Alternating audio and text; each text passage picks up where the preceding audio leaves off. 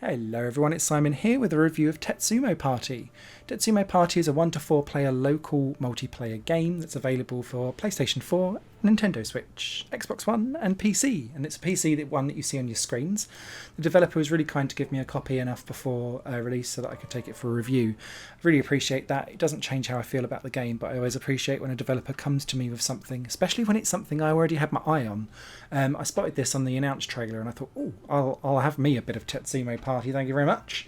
And knowing my audience as well, that have come along for the crazy games like Barappa, like Bishi Bashi actually, which is one of the other big games that people watch on my channel, I think this might be up some people's street as well. Tetsumo Party is sumo wrestlers do hole in the wall. Fantastic concept, love it to bits. Essentially, you control 4 limbs, the 2 arms and the 2 legs of your sumo wrestler, and a wall will come towards you with a different shape, and you need to maneuver your arms and legs to get in through the wall. The quicker you do it, the more points you score. If you don't get through the wall, then you get splattered, and then your bum ends up on the screen and it's game over. Now, the way how it works is that you've got the shoulder patterns on your controllers, or you just map it out to the keyboard if you're on PC as well, to move these arms and legs. The legs have 3 positions, and that's standing up, crouching, and then like legs akimbo banana splits. And then your arms have 5 positions, so they can be straight up in the air, doing like a muscle man pose. Then it's like airplanes out to the side, then like what I call the gorilla pose underneath arms, and then arms by your side. And they cycle round it, although not necessarily in the way that I thought was logical, so it confused me for the first few goes, where I was like, why are my arms there? That's not where I think they should be in the rotation. But once you get used to it, it's fine. And yeah, you just need to be able to kind of work that out. Initially, it will start off that both legs or both arms will move into a certain position, but after a couple of walls, you'll very quickly find that you'll have like one arm completely high out, one out to the side like an aeroplane, one leg is straight, and the other one is like standing out to the side crouching. And so quickly you start to panic, and then that's very easy for you to like press one button too many, and then you'll be like, no, I've got to go around again. And then you panic, and then it's game over, essentially. You get points depending on how quickly the gate goes through, so you've got a button that essentially accelerates the gate through. So if you get into the right position, and this is where it gets competitive with multiplayer, is that if you get there quicker, you might be able to press the button and get 2 points instead of 1 for a gate, or even 3 if you're really, really good. So yeah, but you sort of always that risk versus reward. Sometimes you're like, oh, I'm close enough, I'll hit the gate early and try and get that extra point, and then you might bugger yourself up. As happened many times with me. The single player experience on this game is absolutely non-existent. I was really disappointed with it because it's just literally this game mode over and over again. You'll get a few different environments, and there are some collectibles that little characters will run out for you to pick. And you can try, it's almost a risk versus reward, because you'll normally be out of what your normal pose is. So if you've got time, you might go round with an arm again, collect the collectible, and then get back into your pose that you're supposed to be.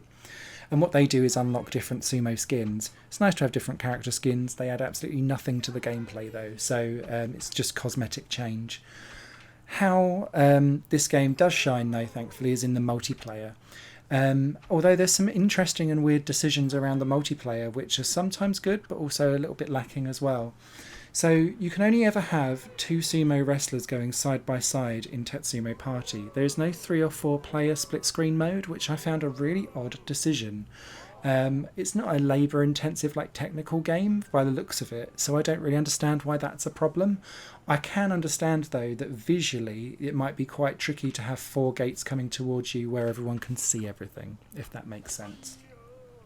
What they have done though for the 3 and 4 player games is split you up into like this hilarious co-op mode where you'll control different limbs on the sumo. So sometimes it's 3 and 1, but mostly it's 2 limbs and 2 limbs. And you'll like someone might have 1 arm, 1 leg, someone might have the other arm, another leg, or you might have 2 arms and 2 legs or whatever. And you're busy shouting at the other person, going, round again, very, very quickly. And it descends into chaos. The games are over super quickly because you get 3 lives, basically, to try and get the co-op version right. And then you'll get game over, and then your ass will be up against the screen again, just like in single player. But yeah, it's good fun. It's a good laugh. I've only had a chance to play the multiplayer mode very, very briefly. But it was by far the best time that I had with Tetsumo Party during a couple of hours that I've played with it. The single player mode itself is just a high score challenge, so I was a bit lackluster with that. The other thing I wanted to note as well, and it's a design bug that I've struggled with, is with crouching with the leg doesn't line up necessarily with where the leg is on the wall coming towards you. And so whenever it's in crouching positions, quite often I have to look at it and go, does that look wrong? Good, I'm right. Because it doesn't line up properly, and then the leg position it's not bent in the same way as what the leg is out on the wall. When you see it, you'll know it. But yeah, it's just, I find that slightly off-putting. But you get used to it again after a while. So yeah, Tetsumo Party is kind of like a warmish recommendation, basically for friends. You've got it's going to be one of those games that you'll put on for like 10 or 15 minutes as a quick laugh warm-up before moving on to something else.